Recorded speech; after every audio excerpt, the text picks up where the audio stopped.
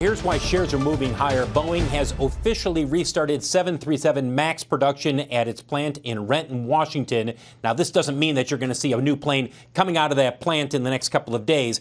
It takes a while for the system to completely wake up. And they said within the last month that they were waking up the assembly line, so to speak. Well, now they have officially begun production at that plant in Renton, Washington. And you'll see the first ones roll out of there sometime over the next couple of months. We don't have timing on when that first one will be. But guys, this is the beginning of Boeing starting on the 737 MAX, slowly bringing back production. And remember, when it does come back and once they get it recertified, if they can get it recertified by the end of the summer, you will not see massive increase in production. It's going to be a gradual ramp up in production. But nonetheless, this is an important milestone for Boeing as the MAX production has resumed in Renton, Washington.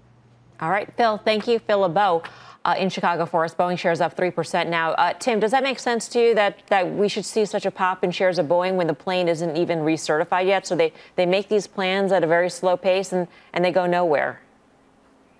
Yeah, well, who's going to buy them? But yes, actually, we should see this pop.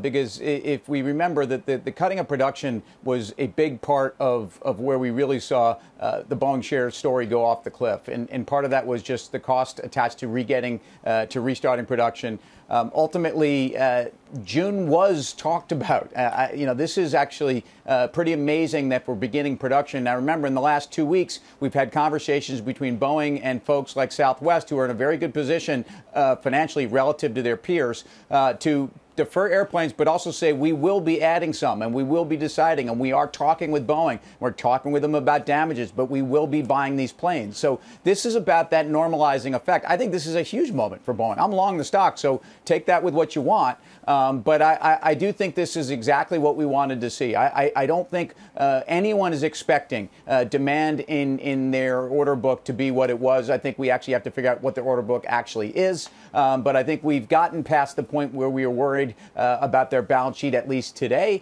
and now focusing on the issues that were the issues before COVID-19. And it really is about ultimately getting that recertification, if that does happen in July. And Boeing, in this time, has changed their tune dramatically, become very penitent and found religion, so to speak, in terms of what they need to say outwardly to the public to mollify the FAA, even if, there's other things that have to be done on the software. Stock is climbing. It's up 4.3%. Guy Adami, is this you've got not only its own issues, which it seems to be sort of resolving at this point, or on the path towards resolving, but you also have Boeing as a pandemic reopening sort of trade because of the airline boost that it could see. So is this the time to be in this stock?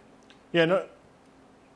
Well, good for Tim, by the way. And yeah, RBC actually, I think, initiated this stock on May 20th with a $164 price target, so that was well timed as well.